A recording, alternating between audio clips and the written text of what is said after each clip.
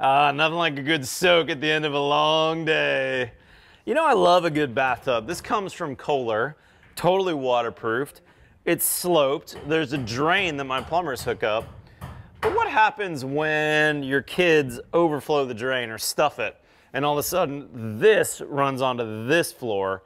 Most of the time, these floors are not waterproof, such that the insurance industry, I looked it up on the web, they say that there's $13 billion in water damage to American houses every year. Almost 10,000 people per day in America have some kind of emergency water issue. And those claims average $10,000. What if we took a fraction of that $10,000 and spent it thinking ahead of time about how to waterproof floors and put emergency drains in? Today's video, all about how to save yourself the massive hassle of a flood damage. Let's get going.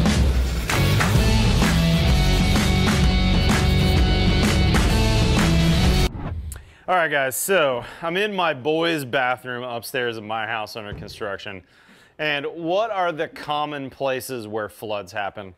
Tubs overflowing, you know, the kids stop something up and the drain on the overflow gets stopped, and all of a sudden this tub is dumping water onto this floor. Or your washer and dryer overflow, or your dishwasher blows up. If we spend just a little bit of time thinking about those areas, we can prevent that $10,000 per house in damage. Or frankly, I would say it's gonna cost much more on a typical house if the second floor floods down to the first floor.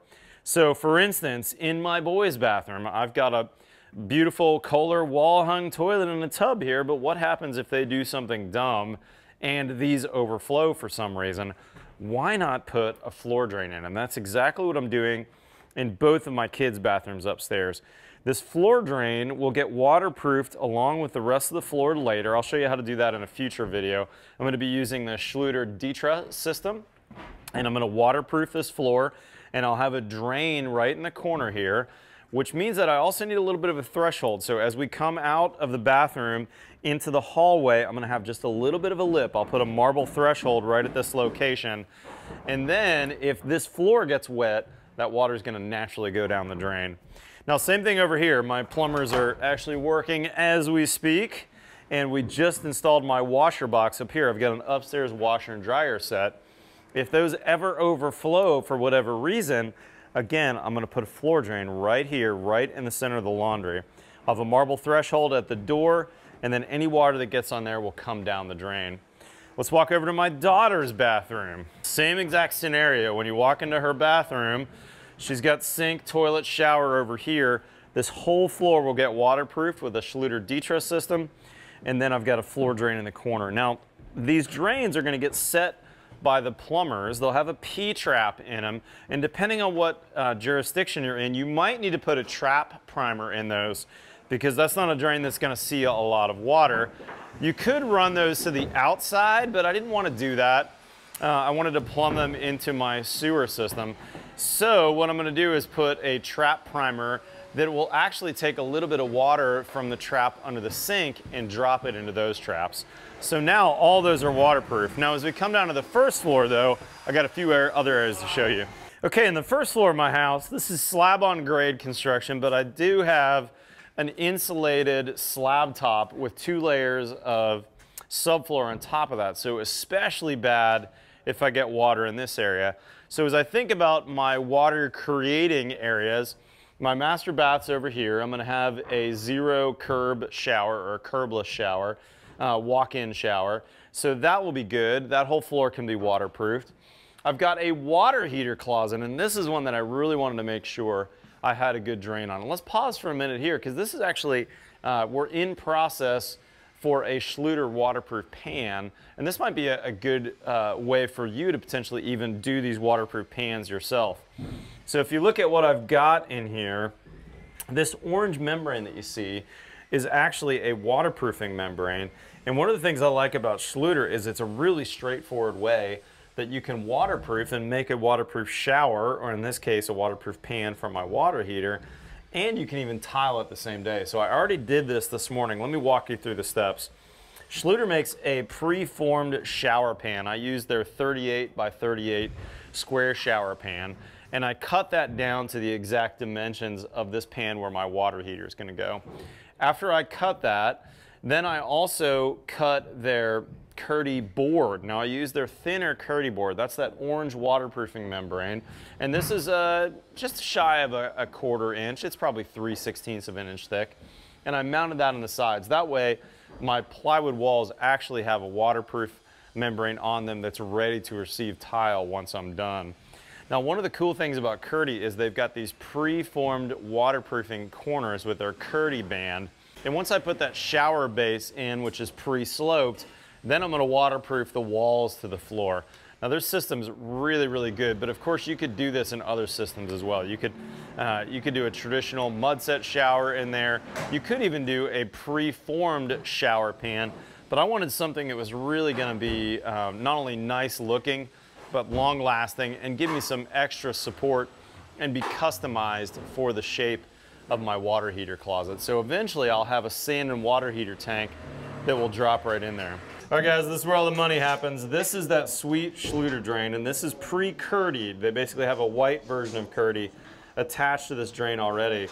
And we want to see that all set ooze through here so that we know that this has been fully seated.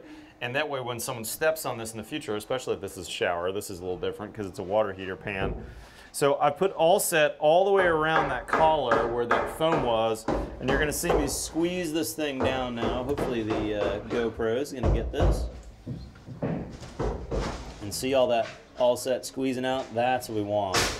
And then I'm gonna put a Kerdi band. It comes with a collar in a second, but first I'm gonna have my plumber, Karan, go ahead and get this all hooked up and glued. So that's good. We want to see that squeeze out. And I've got a circular band in a second to put on there, but let me get this all glued up first and make it watertight. Now we're going to tile over top of that, and then we're going to flood test it, which means that we're going to put a test ball in the line and fill that up to make sure that that's totally waterproof. And I'll need that to pass my local inspections. But at this point, all that I got to do left is tile that, and Luke's actually going to do some tile work for me to get that ready to go. So we'll come take a look at that when that's finished. Now the other areas that I wanted to mention on the house that are getting tiled, or waterproofed I should say, is my dishwasher, and it is hidden, let's see, right there. You can barely see the pipe sticking through, but I've got an 1.5 inch pipe sticking up. Now that one I actually won't do anything with until my cabinets are in place. I want those cabinets in place so that the walls are established, and then I'll do my waterproof pan where that goes and put my drain body in. And then the last one over here is for my second washer and dryer. I have an upstairs washer and dryer set. I'm doing a Miele stacked washer and dryer right here. And again, I'll have this drain that will drain right to the outside. Now the beauty of a slab on grade house with this insulation on top is that I'm actually able to cut these in and put these in at a later time. So I didn't necessarily have to do that when I poured the concrete on the house. But again, I've got cabinetry going in, and once that cabinetry has been established, then I'll be able to waterproof those. So stay tuned for a future episode where I'll show you the Ditra system, which is their uncoupling membrane, and how to waterproof these drain bodies with the Ditra system. But this shower that I built for my water heater can be used also for a regular tile shower install. Very impressive system. I really like those guys, and we're actually going to be making a video in the future with them about how to do their waterproofing system on my master shower, along with their heat system, which actually snaps into their Ditra. Very, very cool system.